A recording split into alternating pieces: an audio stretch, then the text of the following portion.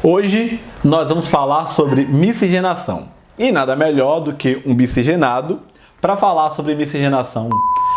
Não, né? Primeiro porque eu não sou miscigenado. Nós, negros brasileiros, durante muito tempo fomos apenas chamados de mulatos ou mestiços. Mais recentemente, na Folha de São Paulo, foi publicado um artigo do antropólogo baiano Antônio Risério, onde ele acusava o movimento negro de reproduzir uma lógica do racismo biológico do século XIX. Que na lógica dele, ao reproduzir o racismo biológico do século XIX, nós estávamos aí passando por cima da ideia de miscigenação. Acontece que a ideia de miscigenação definida pelo autor é uma ideia que foi basicamente construída pelo racismo estrutural e cordial do século XX. No livro mais importante de Gilberto Freire, que inclusive ajudou a amparar toda a esquerda e direita brasileira durante todo o século XX e também XXI, Casa Grande Senzala, o autor faz uma grande defesa tentando contestar o racismo biológico no século XIX, supostamente contestar o racismo biológico no século XIX, e traz a ideia de cruzamento cordial entre as raças. O cruzamento cordial entre as raças, para o autor, seria na verdade o resultado de uma colonização cordial e, portanto, aquelas ideias que Gilberto Freire pregou nesse livro, em outros livros, em outros escritos, passaram a ser ideias centrais para a sociologia brasileira daí em diante. O próprio Getúlio Vargas utilizou essas ideias na década de 30 para conformar o que ele chamava de unidade morena. A ideia de mestiçagem no Brasil então estava construída. Todo mundo deveria acreditar dali em diante que nós não tínhamos nem negros, nem brancos, nem índios. Nós tínhamos mestiços. O mulato, a ideia de mulato e de mulata no Brasil, que vem de bem antes, passam então a serem utilizados para pessoas de cor que estavam ali, filhos de pessoas negras, mas com a pele um pouco mais clara. A ideia de miscigenação então estava conformada. Nós, negros de todas as cores que não tínhamos a pele retinta, éramos chamados de moreno. A unidade morena estava plantada ali naquele momento. A grande problemática da unidade morena é que o Brasil constituiu ali uma das suas formas mais conhecidas de racismo, o racismo cordial.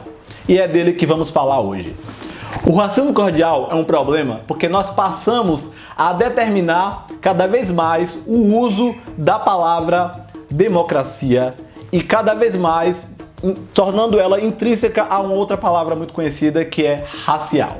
A democracia racial passou a ser um dos grandes mitos fundadores do nosso país.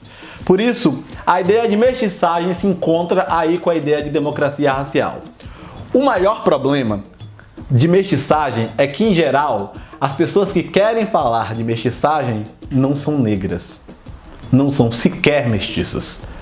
Ou seja, quem dá o sentido de mestiçagem no Brasil é o branco. E quem dá a ideia de mestiçagem no Brasil, em geral, está preocupado com a ideia de dominação através da branquitude. Essa ideia de dominação através da branquitude, ela é conformada através das políticas de dizer, como nós não temos negros nem brancos no Brasil, portanto vocês não têm o que reclamar sobre racismo. Nós, negros, também queremos falar de mestiçagem, mas nós só podemos falar de mestiçagem no Brasil através da visão dos negros e das negras que estiveram totalmente arraigados, ligados à escravidão. Porque a escravidão não foi um processo natural. A escravidão não é um fenômeno da natureza. A escravidão é um processo socialmente construído durante séculos. Portanto, se nós quisermos falar de escravidão, temos que falar das mulheres que eram estupradas na senzala, na Casa Grande. Temos que falar das mulheres que eram violentadas. E essas mulheres que eram violentadas, que geravam filhos que eram filhos que essas pessoas chamam de não tão negros assim, os mulatos, são mulheres que tiveram sofrimentos muito grandes e que não são reconhecidas nesse processo de discussão da mestiçagem. De forma muito importante, a mestiçagem é um fenômeno muito importante não só no Brasil, mas em toda a América Latina. Tanto é que nós temos vários países na América Latina onde os negros não se reconhecem como negros. Então, há um processo de apagamento da negritude.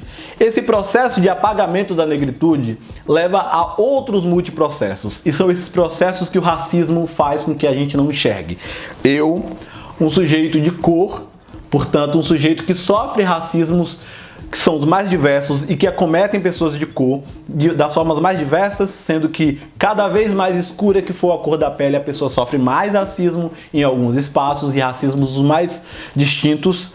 Estou, nesse momento, acreditando que eu não seja negro porque a política de embranquecimento me recompensa quando eu sou menos negro. Esse é o grande problema da mestiçagem no Brasil. A escritora Neuza Souza Santos, por exemplo, mostra no seu trabalho de pesquisa que a mestiçagem, durante muito tempo, foi uma estratégia que acometeu o povo negro no momento que o racismo era crescente pós a abolição da escravatura, a abolição formal, em que as pessoas tiveram estratégias para a sobrevivência. Portanto, a ideia de mestiçagem, ao ser enxergada através do negro, precisa ser enxergada através, portanto, da biopolítica do negro. Não é só uma questão de biologia. Se fosse só uma questão de biologia, nós poderíamos resolver de forma rápida. Mas como não é, a mestiçagem é um processo complexo. Não adianta dizer que o negro reproduz o racismo biológico do século XIX através da ideia de não querer se reconhecer como mestiço. A ideia de mestiço, inclusive, só é imputada aos negros. Os brancos nesse país, que acumulam as maiores riquezas nesse país, não se reconhecem como mestiços.